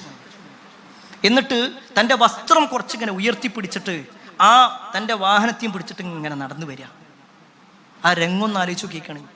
ഒരു നാട് മുഴുവൻ, വലിയ ഒരു രാജാവിനെ, ഒരുപാട് ആളുകൾ കൂടി വരുന്ന വലിയ വലിയ സൗകര്യങ്ങളുമായിട്ടൊരു രാജാവ് കടന്നു വരും എന്ന സ്ഥലത്താണ് ഉമർ ബിൻ ഖത്താബ് റളിയല്ലാഹു അൻഹു ഒറ്റക്ക് തൻ്റെ ഒട്ടകപ്പുറത്ത് അല്ലെങ്കിൽ തൻ്റെ വാഹനപ്പുറത്ത് വരുന്നത്. വളരെ നിസാരനായ ഒരു മനുഷ്യനെ പോലെ. ഉമറിന്റെ ഈ വരവ് അന്ന് സിറിയയിലുണ്ടായിരുന്ന അബൂ ഉബൈദ റളിയല്ലാഹു അൻഹു കണ്ടു. അബൂ ഉബൈദ റളിയല്ലാഹു അൻഹു ഓടി വരികയാണ്. അബൂ ഉബൈദ റളിയല്ലാഹു അൻഹു ഓടി വന്നിട്ട് ഉമർ റളിയല്ലാഹുവിന്റെ അടുത്ത് വന്ന് നിൽക്കുക. എന്നിട്ട് പറഞ്ഞു, അമീറുൽ മുഅ്മിനീൻ, എന്താ നിങ്ങൾ ഇങ്ങനെ വരുന്നേ? ഇവിടുത്തെ രാജാക്കന്മാരും ഇവിടുത്തെ അധികാരികളും ഒക്കെ എല്ലാ സൗകര്യത്തോടു കൂടി നിൽക്കുക. അവരുടെ മുന്നിലേക്ക് ഒരു ചില ചർച്ചകൾ നടത്താൻ വേണ്ടി വരുമ്പോ നിങ്ങൾ ഇങ്ങനെയാണോ വരേണ്ടത്? കുറച്ചുകൂടി നല്ല വസ്ത്രങ്ങൾ ധരിച്ചുകൊണ്ട് കുറച്ചുകൂടി സൗകര്യങ്ങൾ ഉപയോഗപ്പെടുത്തിക്കൊണ്ട് നിങ്ങൾക്ക് വന്നുകൂടായിരുന്നോ? ഇതാണ് അബൂ ഉബൈദ റളിയല്ലാഹു അൻഹുവിന്റെ ചോദ്യം. ഉമർ റളിയല്ലാഹു അൻഹു തന്റെ ചെരുപ്പ് ഇങ്ങനെ താഴെ വെച്ചു. എന്നിട്ട് പറയാണ്, അബൂ ഉബൈദ, നിങ്ങളല്ലാത്ത വല്ലവരും ഇത് പറഞ്ഞിരുന്നെങ്കിൽ, അത്ര മാത്രമേ പറഞ്ഞോളൂ, നിങ്ങളല്ലാത്ത മറ്റു വല്ലവരുമാണിത് പറഞ്ഞിരുന്നതെങ്കിൽ ഉമറിന്റെ കൈ അവരുടെ ശരീരത്തിൽ പതിക്കുമായിരുന്നു. നിങ്ങളായതുകൊണ്ട് ഞാനൊന്നും പറയുന്നില്ല. എന്നിട്ട് ഉമർ ബിൻ ഖത്താബ് റളിയല്ലാഹു അൻഹു പറയുന്ന ഒരു വാചകമുണ്ട്, ഇന്നാ കുന്നാ അദല്ല ഖൗമൻ ഫഅഅസ്സലല്ലാഹു ബിൽ ഇസ്ലാം. അബൂ ഉബൈദ, നമ്മൾ ഒന്നുമല്ലാതിരുന്ന ദുർബലരായിരുന്ന നിന്നരായിരുന്ന ആളുകളാണ്. ഫഅഅസ്സലല്ലാഹു ബിൽ ഇസ്ലാം. ഇസ്ലാം കൊണ്ടാണ് അല്ലാഹു നമുക്ക് ഇസ്സത്ത് നൽകിയിട്ടുള്ളത്. നമ്മുടെ കൈകരുത്ത് കൊണ്ടല്ല, നമ്മുടെ അധികാരം കൊണ്ടല്ല, നമ്മുടെ വീരശൂര പരാക്രമങ്ങൾ കൊണ്ടല്ല. ഫഅഅസ്സലല്ലാഹു ബിൽ ഇസ്ലാം. ഇസ്ലാം കൊണ്ട് അല്ലാഹു ഇസ്സത്ത് നൽകി. എന്നിട്ട് അദ്ദേഹം പറയുന്ന ഒരു വാചകമുണ്ട്, ഫമഹ്മാ നത്ലുബുൽ ഇസ്സത ബിഗൈരി മാ അഅസ്സനല്ലാഹു ബിഹി അദല്ലനല്ലാഹ്. ഈ ഇസ്ലാം അല്ലാത്ത മറ്റൊന്നിനെ നമ്മൾ പ്രതീക്ഷിച്ചുകൊണ്ട് അതിലേക്ക് നമ്മൾ ഇങ്ങനെ പോകുകയാണെങ്കിൽ അദല്ലനല്ലാഹ്, അല്ലാഹു നമ്മളെ ഏറ്റവും നിന്ദരാക്കി മാറ്റുകയും ചെയ്യും. സുബ്ഹാനല്ലാഹ്. ആ വാചകം 1400 വർഷങ്ങൾക്ക് മുമ്പുള്ളതാണെങ്കിൽ അത് ബോധ്യപ്പെടുന്നുണ്ട് ഇന്നത്തെ മുസ്ലിം ഉമ്മത്ത്. ഇസ്ലാം അല്ലാത്ത ഒന്നിനെ തങ്ങളുടെ ജീവിതത്തിലേക്ക് ഇങ്ങനെ കൊണ്ടുവരാൻ മത്സരിക്കുമ്പോൾ, ഇസ്ലാമിനെ പരമാവധി മാറ്റി നിർത്താൻ വേണ്ടി പരിശ്രമിക്കുമ്പോൾ അള്ളാഹു ഏറ്റവും നിന്ദരാക്കി ഈ ഉമ്മത്തിനെ മാറ്റിക്കൊണ്ടിരിക്കുന്നുണ്ട്. അള്ളാഹു കാത്തിരക്ഷിക്കുമാറാവട്ടെ. അവിടെയാണ് നമ്മൾ മനസ്സിലാക്കേണ്ടത്. അള്ളാഹു സുബ്ഹാനഹു വ തആല ഇസ്സത്ത് നൽകിയതും ഈ അധികാരങ്ങളും ആ അന്നുണ്ടായിരുന്ന ഒട്ടുമിക്ക രാജ്യത്തിന്റെയും അധികാരങ്ങളൊക്കെ കൊടുത്തത് അവർ ഇസ്ലാം അനുസരിച്ച് നിന്നോണ്ടാ. ചരിത്രത്തിൽ കാണുവാൻ സാധിക്കും, സൈപ്രസ് യുദ്ധം നബി സല്ലല്ലാഹു അലൈഹി വസല്ലമയുടെ വഫാത്തിനൊക്കെ ശേഷം കുറെ കാലങ്ങൾക്ക് ശേഷം ഉണ്ടായതാ. അതിൽ ആ യുദ്ധത്തിൽ മുസ്ലിമീങ്ങൾ വിജയിച്ചു. അബൂ ദർദാ റളിയല്ലാഹു അൻഹു ആ യുദ്ധം കഴിഞ്ഞിട്ട് യുദ്ധക്കളത്തിലൂടെ ഇങ്ങനെ നടക്കണം. അദ്ദേഹം ഇങ്ങനെ നോക്കുമ്പോൾ അന്ന് യുദ്ധം ചെയ്തിട്ടുള്ള ആളുകൾ, ആ സൈപ്രസുകാരായ ആളുകൾ, അവരിങ്ങനെ ഒരു ഭാഗത്തിരുന്നു കൊണ്ട് കരയാണ്. അവരുടെ എല്ലാ അധികാരവും പോയിട്ടുണ്ട്, അവരൊന്നുമല്ലാത്തൊരവസ്ഥയിലേക്ക് എത്തിയിട്ടുണ്ട്. ഇതിങ്ങനെ കണ്ടപ്പോ അബൂ ദർദാ റളിയല്ലാഹു അൻഹു ഇരുന്ന് കരയാൻ തുടങ്ങി. അബൂ ദർദാ റളിയല്ലാഹു അൻഹു കരയാം, അദ്ദേഹം ജയിച്ച ആളാണ്. അദ്ദേഹത്തിന്റെ കരച്ചില് ജുബൈർ ബിൻ നുഫൈർ റളിയല്ലാഹു അൻഹു കണ്ടു. ജുബൈർ വന്നിട്ട് അബൂ ദർദാനോട് പറഞ്ഞു, അബൂ ദർദാ നിങ്ങൾ എന്തിനാ കരയുന്നത്? നമ്മളാ വിജയിച്ചിട്ടുള്ളത്, അവര് പരാജയപ്പെട്ടത് കൊണ്ട് അവർ കരയുന്നത്, വിജയിച്ച നമ്മൾ എന്തിനു കരയണം? നമ്മൾ വിജയികളല്ലേ. ആ സമയത്ത് അബൂ ഉബൈദ റളിയല്ലാഹു അൻഹു പറയുന്ന, അബൂ ദർദാ റളിയല്ലാഹു അൻഹു പറയുന്ന ഒരു വാചകമുണ്ട്, വൈഹക യാ ജുബൈർ, ജുബൈറേ നിങ്ങൾക്ക് നാശം. മാ അഹ്വനു ഖൽഖു അലല്ലാഹി അസ്സ വജല്ല ഇദാ അദാഉ അംറഹു ബൈനമാ ഹിയ ഉമ്മത്തുൻ ഖാഹിറത്തുൻ ളാഹിറത്തുൻ ലഹുമുൽ മുൽക്ക് തറകൂ അംറല്ലാഹ് ഫസാറു ഇലാ മാ തറ. ജുബൈറേ നിങ്ങൾക്ക് നാശം. ഈ ഒരു ഖൗമ് എന്ന് പറഞ്ഞാൽ എല്ലാവിധ സൗകര്യങ്ങളും ഉള്ളവരായിരുന്നു, പക്ഷേ എല്ലാം ഉണ്ടായിട്ടും അവർ അള്ളാന്റെ നിയമങ്ങൾ ഒഴിവാക്കിയപ്പോൾ നമ്മുടെ മുന്നിൽ അവരിരുന്ന് കരയുന്നൊരവസ്ഥയിലേക്ക് എത്തി. ഞാൻ ഭയപ്പെടുന്നത് അതേ ഒരവസ്ഥ നമുക്ക് വരുമോ എന്നുള്ളതാണ്. അള്ളാന്റെ നിയമങ്ങൾ നമ്മൾ ഒഴിവാക്കുമ്പോൾ, ദീന് നമ്മൾ ഒഴിവാക്കുമ്പോൾ, ഇസ്ലാമിന്റെ ഇസ്സത്ത് നമ്മൾ ഒഴിവാക്കുമ്പോൾ, ആ ഇസ്സത്തിൽ ഒരു താല്പര്യമില്ലാതാകുമ്പോൾ നമ്മളും അങ്ങനെ നിന്നരാകുമോ എന്ന പേടിയാണുള്ളത്. ആ വാചകം പ്രിയപ്പെട്ടവരെ നമ്മുടെ മനസ്സിലേക്ക് നമ്മൾ കൊണ്ടുവരണം. ഒരു മുസ്ലിം എന്ന നിലക്ക് നമ്മുടെ എല്ലാ വിഷയങ്ങളിലും, അത് നമ്മുടെ വേദമാവട്ടെ, വിശുദ്ധ ഖുർആൻ പരിചയപ്പെടുത്തുന്ന ഓരോ കാര്യങ്ങളാവട്ടെ, റസൂലുള്ളാഹി സ്വല്ലല്ലാഹു അലൈഹി വസല്ലമയുടെ ജീവിതമാകട്ടെ, നമ്മൾ അഭിമാനത്തോടുകൂടി കാണുന്ന നമ്മുടെ ദീനാവട്ടെ, എല്ലാം മറ്റെന്തിനേക്കാളും ഉത്തമമാണെന്ന ബോധ്യത്തോടു കൂടി ജീവിക്കുക. അള്ളാഹു അത്തരത്തിലുള്ള ആളുകളിൽ നമ്മെ ഏവരെയും ഉൾപ്പെടുത്തുമാറാവട്ടെ. അൽഹംദുലില്ലാഹി അൽഹംദുലില്ലാഹി റബ്ബിൽ ആലമീൻ, അസ്സലാത്തു വസ്സലാമു അലാ റസൂലില്ലാഹി വഅലാ ആലിഹി വഅസ്ഹാബിഹി അജ്മഈൻ. അമ്മാ ബഅദ്. ഒന്ന് കയറിയിരിക്കും, കുറേ ആൾക്കാരുടെ പുറത്ത് നിൽക്കുന്നുണ്ട്. ഒരു മുസ്ലിം തൻ്റെ മതവുമായി ബന്ധപ്പെട്ടുകൊണ്ട്, അതിൻ്റെ ചിഹ്നങ്ങളുമായി ബന്ധപ്പെട്ടുകൊണ്ടൊക്കെ ഇസ്സത്തുള്ളവനാകണം എന്നുള്ളതാണ് ഓർമ്മപ്പെടുത്തിയത്. എന്നാൽ പ്രിയപ്പെട്ടവരെ, നമ്മുടെ ഇസ്സത്ത് നശിക്കാനുള്ള കാരണം എന്താണ്? അല്ലെങ്കിൽ ഇസ്സത്ത് നശിപ്പിക്കുന്ന കാര്യങ്ങൾ എന്തൊക്കെയാണ്? അതിലൊന്നാമത്തെ എന്താ വെച്ച് കഴിഞ്ഞാൽ, നമ്മൾ വ്യക്തമായി ദീനിനെ മനസ്സിലാക്കാതിരിക്കുക എന്നുള്ളത്. ഇസ്ലാമിനെ അറിയാത്തത് കൊണ്ട് തന്നെ ഒരാളത് പറയുമ്പോഴേക്ക്, ഇസ്ലാമിനെ കുറിച്ചൊരു തെറ്റിദ്ധാരണ ഒരാൾ പറഞ്ഞാൽ, ഖുർആനിൻ്റെ ഏതെങ്കിലും ഒരു ആയത്ത് വെച്ചുകൊണ്ട് അതിനെ തെറ്റിദ്ധരിപ്പിച്ചു കഴിഞ്ഞാൽ, ഇതൊക്കെ ഖുർആനിൽ ഉണ്ടാകും എന്ന് പറഞ്ഞുകൊണ്ട് പിന്നെ ദീനിൽ നിന്നും അകന്നു പോകുന്ന അവസ്ഥയാണ് ചില ആളുകളെ കാണാൻ കഴിയുക. അവിടെ നമ്മൾ മനസ്സിലാക്കേണ്ടത്, നമ്മൾ യഥാർത്ഥ ദീനിനെ പഠിക്കാൻ, അറിയാൻ റെഡിയാണ്. ഒരാൾ നമ്മളോട് ദീനിയായിട്ടൊരു ചോദ്യം ചോദിച്ചു, അല്ലെങ്കിൽ നമ്മൾ ഫേസ്ബുക്കിലോ വാട്സപ്പിലോ ഇൻസ്റ്റാഗ്രാമിലോ നോക്കുന്ന സമയത്ത് ഒരു വീഡിയോ കണ്ടു, നമുക്കതിൻ്റെ ഉത്തരം അറിയൂല, നമുക്കൊരു സംശയം ഉണ്ടായി എങ്കിൽ ആ സംശയം അവിടെ മനസ്സിൽ വെച്ചിരിക്കല്ല വേണ്ടേ, അത് അറിയുന്ന ആളുകളോട് ചോദിക്കാം. അതിൻ്റെ ഉത്തരം എന്താണ്, അതിൻ്റെ യാഥാർത്ഥ്യം എന്താണ്, ഇവർ പറയുന്നത് ശരിയാണോ അല്ലേ, ഇത് അന്വേഷിക്കാൻ നമ്മൾ റെഡിയാവണം. അതല്ലെങ്കിൽ ഇസ്ലാമിൻ്റെ ഇസ്സത്തിൻ്റെ വിഷയത്തിൽ ഓരോ വീഡിയോസ് കാണുന്ന സമയത്തും നമുക്ക് ഓരോ കുത്തുകൾ ഇങ്ങനെ വന്നുകൊണ്ടിരിക്കും. അതിനെക്കുറിച്ച് പഠിക്കാത്തത് കൊണ്ടാണ്, അറിയാത്തത് കൊണ്ടാണ്, മനസ്സിലാക്കാത്തത് കൊണ്ടാണ്. അപ്പോൾ ഒരുപാട് തെറ്റിദ്ധാരണകൾ വരാൻ സാധ്യതയുണ്ട്. അതുപോലെ തന്നെ രണ്ടാമത്തെ ഒരു കാര്യമാണ് പ്രിയപ്പെട്ടവരെ, നമ്മുടെ ഭൗതികമായൊരു വിഷയം. ഇസ്സത്ത് നമുക്ക് നഷ്ടപ്പെടുത്തുന്ന ഒരു കാര്യമാണ് നമ്മൾ സാമ്പത്തികമായിട്ട് കടങ്ങളിൽ പെട്ടുപോകുക എന്നുള്ളത്. ഒരുപാട് പ്രയാസങ്ങൾ നമുക്ക് ഉണ്ടാക്കി തരുന്ന ഒരു കാര്യമാണ്. അള്ളാഹു എല്ലാവിധ പ്രയാസങ്ങളിൽ നിന്നും നമ്മളെ കാത്തിരക്ഷിക്കുമാറാവട്ടെ. ഒരുപാട് ആളുകൾ കടം കൊണ്ട് അങ്ങേയറ്റം ബുദ്ധിമുട്ടുന്നവരുണ്ട്. റസൂലുള്ളാഹി സ്വല്ലല്ലാഹു അലൈഹി വസല്ലമയുടെ ചില വാചകങ്ങൾ തന്നെ കാണാൻ പറ്റും. കടം പകലിൽ നിങ്ങളുടെ ഇസ്സത്തും നിങ്ങളുടെ അഭിമാനവും, രാത്രി നിങ്ങളുടെ ഉറക്കവും നഷ്ടപ്പെടുത്തും. അല്ലാത്ത വാക്കാണത്. ഉറക്കം നഷ്ടപ്പെടുകയാണ്. എന്തേ, നാളെ മറ്റേ ആൾ കടം മേടിക്കാൻ തിരിച്ച് ചോദിക്കാൻ വേണ്ടി വരൂലേ, ആ ഒരു ബേജാർ. പ്രിയപ്പെട്ടവർ, അവിടെ റസൂലുള്ളാഹി സ്വല്ലല്ലാഹു അലൈഹി വസല്ലമ ഒരു പ്രാർത്ഥന നമ്മൾ പഠിപ്പിച്ചിട്ടുണ്ട്. ഇസ്സത്ത് നശിപ്പിക്കുന്ന ആ വാചകം കൂടി നബി സല്ലല്ലാഹു അലൈഹി വസല്ലം പറഞ്ഞതുകൊണ്ടാണ് ഈ ഒരു പ്രാർത്ഥന ഓർമ്മപ്പെടുത്തുന്നത്. നബി സല്ലല്ലാഹു അലൈഹി വസല്ലമ പറയാണ്, ഉഹുദ് മലയോളം ഒരാൾക്ക് കടമുണ്ട്. ഉഹുദ് മല എന്നുള്ളത് മദീനത്ത് പോയ ആളുകൾക്ക് അറിയാൻ പറ്റും. 20 കിലോമീറ്ററോളം അല്ലെങ്കിൽ അതിലേറെ വിദൂരമാണ് ഉഹുദ് മല. അത്രയും കടം ഒരാൾക്കുണ്ടെങ്കിലും ആ കടങ്ങളൊക്കെ അള്ളാഹു വിട്ടിക്കൊടുക്കും ഒരു പ്രാർത്ഥന അയാൾ നിർവഹിച്ചാൽ. അത് സ്ഥിരമായി അയാൾ നിർവഹിക്കുകയാണെങ്കിൽ, ഹദീസിൽ കാണുവാൻ സാധിക്കും. മഹാനായ മുആദ് ബിൻ ജബൽ റളിയല്ലാഹു അൻഹുവിനോടാണ് നബി സല്ലല്ലാഹു അലൈഹി വസല്ലം പറയുന്നത്, അല്ലാഹുമ്മ മാലിക്കൽ മുൽക്ക് തുഅതിൽ മുൽക മൻ തശാ വതുൻസിഉൽ മുൽക മിമ്മൻ തശാ വതുഇസ്സു മൻ തശാ وتذل من تشاء بيدك الخير إنك على كل شيء قدير رحمن الدنيا والآخرة ورحيمهما تعطيهما من تشاء وتمنع منهما من تشاء ارحمني رحمة تغنيني بها عن رحمة من سواك. കുറച്ച് വലിയ ഒരു പ്രാർത്ഥനയാണ്, 4 വരിയോളമുണ്ട്. പക്ഷേ നമ്മുടെ കടം വെച്ച് നോക്കുമ്പോൾ ഒരു പക്ഷേ നമ്മളത് പഠിക്കേണ്ടി വരും. അല്ലെങ്കിൽ നോക്കിയിട്ടെങ്കിലും അത് പഠിക്കാൻ, അതിൻ്റെ ആശയം മനസ്സിലാക്കാൻ, ആ പ്രാർത്ഥന നിരന്തരമായി നിർവഹിക്കാൻ നമ്മൾ സന്നദ്ധമാവണം. ഒരുപാട് ആളുകൾ പ്രയാസപ്പെടുന്നുണ്ട് ഈ കടവുമായി ബന്ധപ്പെട്ടുകൊണ്ട്, അഭിമാനം നഷ്ടപ്പെട്ടുകൊണ്ടിരിക്കുകയാണ്. അല്ലാഹു സുബ്ഹാനഹു വ തആല അവരുടെ എല്ലാം പ്രയാസങ്ങൾ നീക്കി കൊടുക്കുമാറാവട്ടെ. എല്ലാ അർത്ഥത്തിലും ഇസ്സത്തുള്ള ഒരു ജീവിതം അല്ലാഹു നമുക്കെല്ലാം നൽകുമാറാവട്ടെ. പ്രയാസം അനുഭവിക്കുന്ന, മാനസികമായും ശാരീരികമായും ഒക്കെ പ്രയാസം അനുഭവിക്കുന്ന ഒരുപാട് ആളുകൾ, അവരുടെ എല്ലാ പ്രയാസങ്ങളും അല്ലാഹു നീക്കി കൊടുക്കുമാറാവട്ടെ. ഒരുപാട് ആളുകൾ പ്രാർത്ഥനയോട് വസിയത്ത് നൽകിയിട്ടുണ്ട്. എല്ലാവരുടെയും പ്രാർത്ഥനകൾ അല്ലാഹു സ്വീകരിക്കുമാറാവട്ടെ. അല്ലാഹുമ്മ ഗ്ഫിർ മുഅ്മിനീന വൽ മുഅ്മിനാത്ത് വൽ മുസ്ലിമീന വൽ മുസ്ലിമാത്ത് അൽ അഹ്യാഇ മിൻഹും വൽ അംവാത്ത് ഇന്നക മുജീബുദ് ദഅവാത് യാ ഖാദിൽ ഹജാത്ത്. അല്ലാഹുമ്മ അജ്ർനാ മിനൻ اللهم اجرنا من النار اللهم اجرنا من النار ربنا آتنا في الدنيا حسنة وفي الآخرة حسنة وقنا عذاب النار آمين آمين برحمتك يا أرحم الراحمين والحمد لله رب العالمين.